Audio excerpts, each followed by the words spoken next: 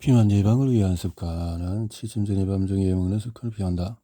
취침 전과 밤중에 섬유질 섭취를 늘린다. 밀가루 가공식품을 줄인다. 매일 1에서 2리터의 물을 마신다.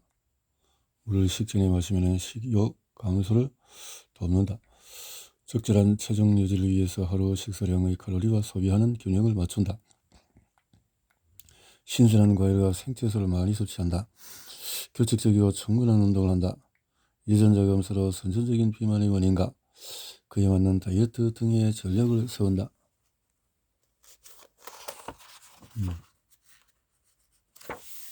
다이어트 등의 전략을 세운다. 운동과 유전자. 규칙적인 운동은 건강한 삶을 위해서 반드시 필요하다.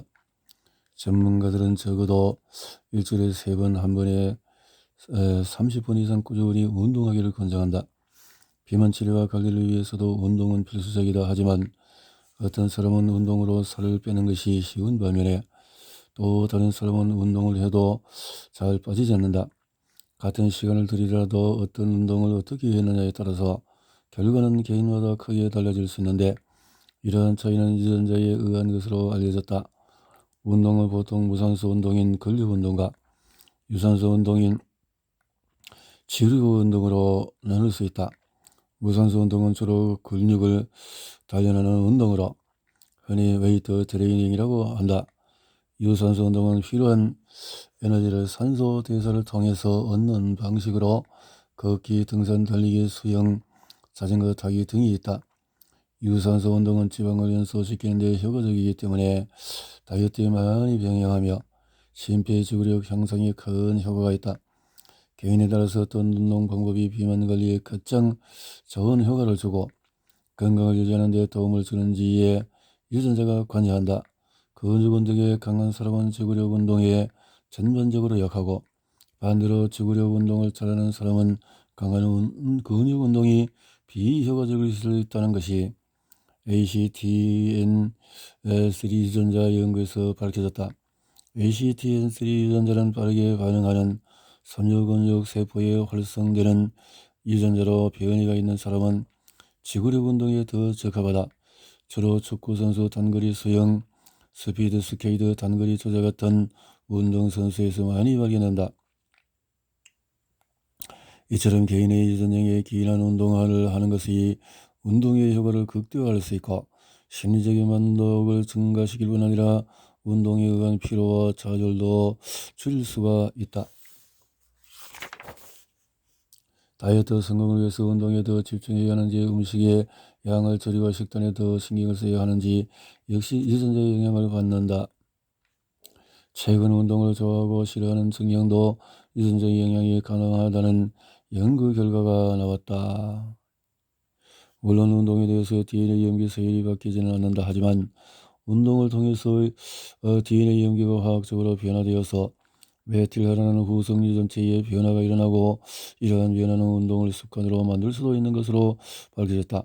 이런 운동을 하게 되면 후천적으로 건강에 도움이 되는 체질로 바뀔 수 있다는 말이다. 운동 후에 골격근에서 취한 DNA를 분석해보니 운동 전보다도 후에 DNA 메틸군이 작은 것으로 나타났다. 우유와 유전자. 우유는 각종 영양소가 골고루 들어있기 때문에 생체 방어 기능뿐만 아니라 조절 기능까지 우리 몸을 더 칼슘을 많이 함유해서 또 이렇게 재미있는 지금 우리가 알고 있는 많은 음식 중에서 우유만큼 건강과의 관계에 대해서 진실 논란을 오랫동안 해온 것도 많지 않다는 사실이다.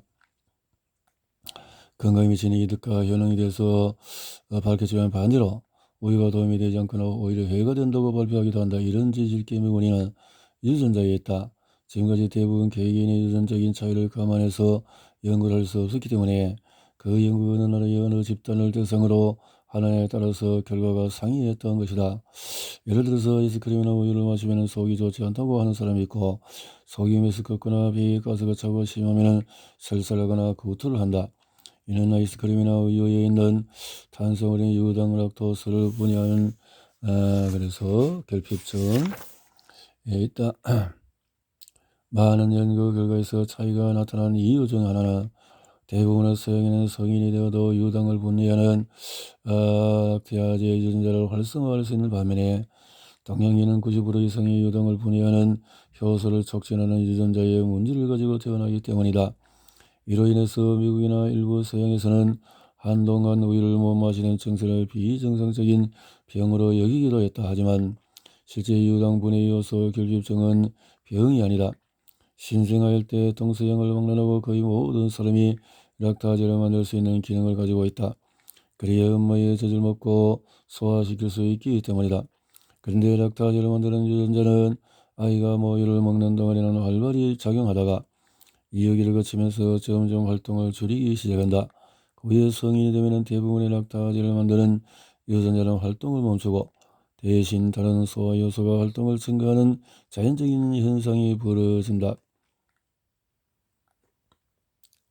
락타제를 만드는 아프간에 사는 사람들은 어른이 되어도 락타제를 만드는 비율이 80%, 90%나 된다. 수단, 아프리카.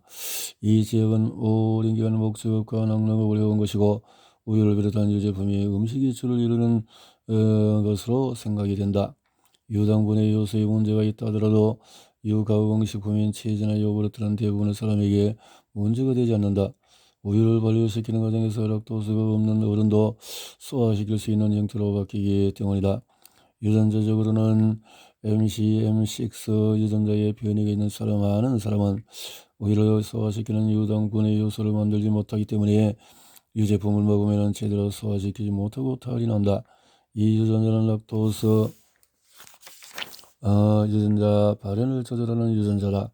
이처럼 우리가 마시는 우유도 유전자에 의해서 우리 몸에 덕이 될 수도 해가 될 수도 있다. 따라서 한국 사람은 우유를 많이 마시기보다도 요구르트나 치즈 같은 유가공식품을 먹는 것이 바른 선택일 것이다. 그러나 우유를 분해하는 락타제를 생성하지 못한다고 하더라도 어느 정도의 우유를 마시는 것은 대부분 문제가 되지 않는다. 우리 몸에 저력적인 유익균들이 우유의 소화를 도와줄 수 있기 때문이다.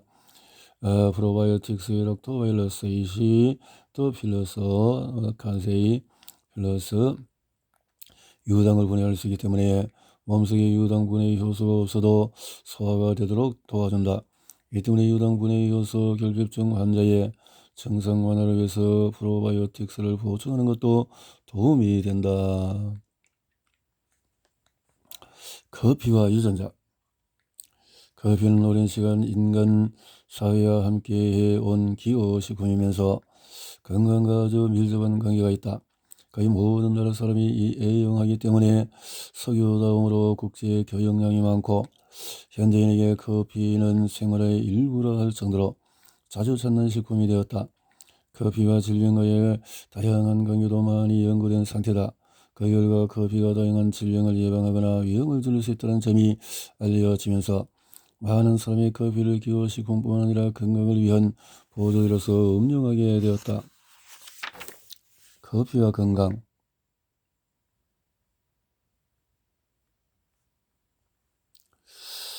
커피를 적당히 마시는 사람은 그렇지 않은 사람에 비해서 제2형당뇨의 위험도 최대 50%까지 줄일 수가 있다. 그러나 커피의 이로움을 이용하는 것만이 있는 것이 아니다. 많은 커피에서 커피가 주는 이로움만큼 해로움을 경고하고 있다. 이는 근본적으로 커피의 주 성분인 카페인 대사 능력이 인종마다 사람마다 다르다는 점을 고려하지 않고 연구했기 때문일 것이다.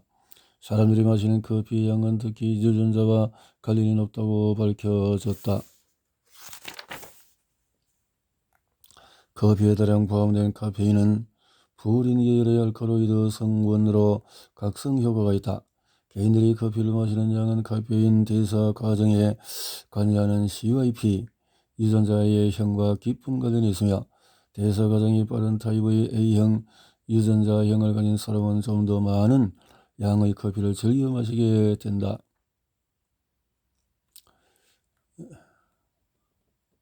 DYP, CYP, 2A형의 유전자를 가진 사람은 커피 중독과 함께 흡연의 유혹에 빠지기 쉽고 담배를 끊기가 더 어렵다.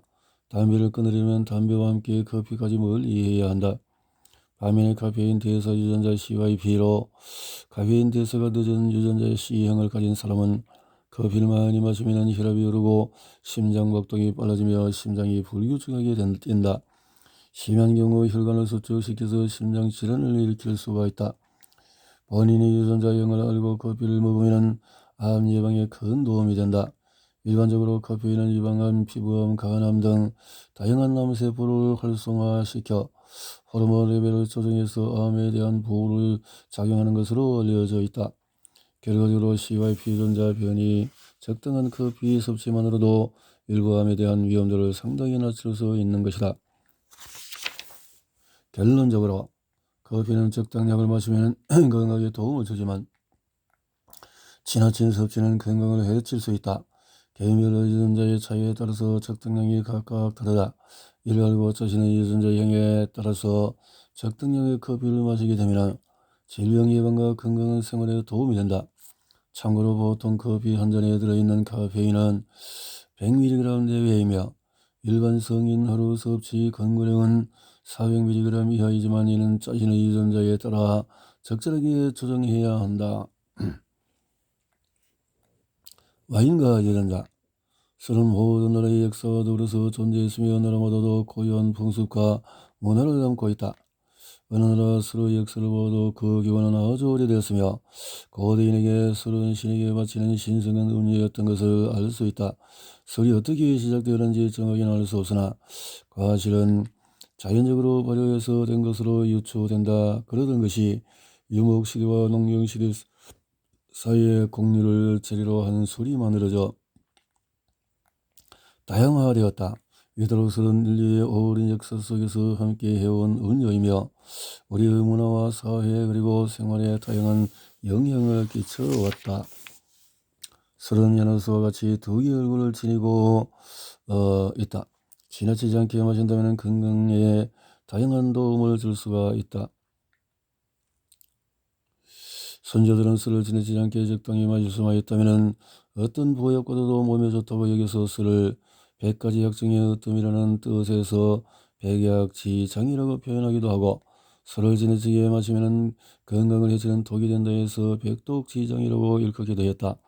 술의 주 성분인 알코올은 흡수되면 간에서 아세트알데히드로 그 이후에 해롭지 않은 아세트산이라는 식초와 탄산가스, 물로 분해가 된다.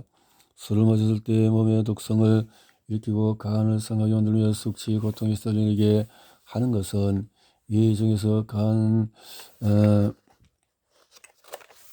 이 중간 산물인 아세트알데히드가 몸에 축적되어서 생기는 현상이다. 그런데 알코올 분해 효소가 많은 사람은 이 중간 대사물이 몸에 잘 축적되지 않고 알코올이 바로 몸에 해롭지 않은 아세트산으로 전환되기 때문에 술에 대한 위험도가 낮을 뿐 아니라 숙취도 별로 없다. 알코올 대사 과정에서 가장 중요한 효소가 ALDH2라는 알코올 분해 효소다. ALDH2는 몸에 독을 주는 아세트알데히드를 독이 없는 아세트산으로 효과적으로 전환시키는 효소다. 특이한 것은 서양인이나 흑인에게서 이 유전자의 변이가 거의 발견되지 않았지만 동양인의 경우에 상당히 많은 사람이 이 유전자의 변이가 있다는 점이다. 왜 대부분의 서양인이나 흑인들이 술을 잘 마시는지 유전자가 설명해주고 있는 것이나 마찬가지다. 와인의 성분 중에서 폴리페놀은 가장 중요한 항산화제 성분이다. 항산화제는 암을 비롯한 다양한 질병을 억제하며 유리 산소의 자유 레드컬을 없애는데 아주 효과적이다. 와인은 또한 면역 반응을 촉진하며 골밀도를 증가시킬 수 있다. 특히 레드와인에 많이 있는 것으로 알려진 실리콘 성분이 골밀도와 증가에 영향을 미치어 골두증을 예방할 수 있다. 적절한 알코올과 폴리페놀 그리고 포도 껍질이 많은 라스베라트롤을 섭취는 혈액 내 혈전을 감소시켜서 혈액을 맑게 하고 뇌졸중의 위험을 낮추는 것으로 알려져 있다. 특히 적토 포도주의 타닌 속에 있는 폴리페놀 성분이 자유레드컬을 중화시켜 심혈관계 질환을 예방할 수 있다. 적포도주에 있는 프로시아진이 등 콜레스테롤을 낮추는 역할을 하고 레스베라트롤 성분은 우리 몸에 해로운 저질 콜레스테롤을 낮춰주고 유익한 고질 콜레스테롤을 높여준다. 이러한 기적은 혈압을 낮출 수 있다. 와인은 라스베르를 성분한 인슐린 민감성을 증가시켜 제2형당뇨병을 개선하는 기능도 있다. 와인의 적당량 섭취는 라스베르트롤의 항산화 기능을 통해 일반인들의 경우에 대장암, 전립선암, 유방암의 위험을 낮출 수 있다. 하지만 유방암과 난소암의 위험을 급증시키는 비어르시의 유전자 변이와 같은 암을 유발시키는 위험 유전 인자를 가진 사람에게는 적당량의 와인도 질병의 위험도를 증가시킬 수 있기 때문에 자제하는 것이 좋다. 그리고 와인은 인지력 향상을 도와서 치매 예방에 도움을 준다고 알려져 있지만 와인은 장수를 도와준다. 장수 음식으로 잘 알려진 지중해 식단은 올리브 오일과 과일, 채소 그리고 와인을 함께 먹게 된다. 주의해야 할 것은 대부분의 와인과 건강에 관한 연구는 서양이나 미국에서 이루어졌다는 점이다. 동양인과 서양인은 알코올 분해에 관여하는 유전자형이 많이 다르다. 대략 40% 동양인은 간에서 알코올을 분해하는 데 주 역할을 하는 변이가 있고 알코올 대사 능력이 서양인에 비해서 낮다.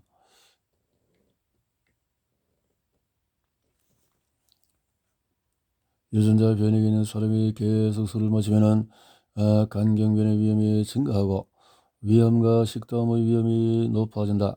독성물질은 아세트알데히드가 뇌 혈관을 막을 통과해서 뇌 세포의 손상으로 치매의 위험도 높인다. 한국인의 위암 발생이 세계적으로 높은 이유도 한국인의 과도한 음주 문화와 또 유전자와 연관이 높은 것으로 생각이 된다. 우리가 섭취하는 다양한 음식과 음료, 보조식품들이 건강과 질병 예방에 미치는 효과를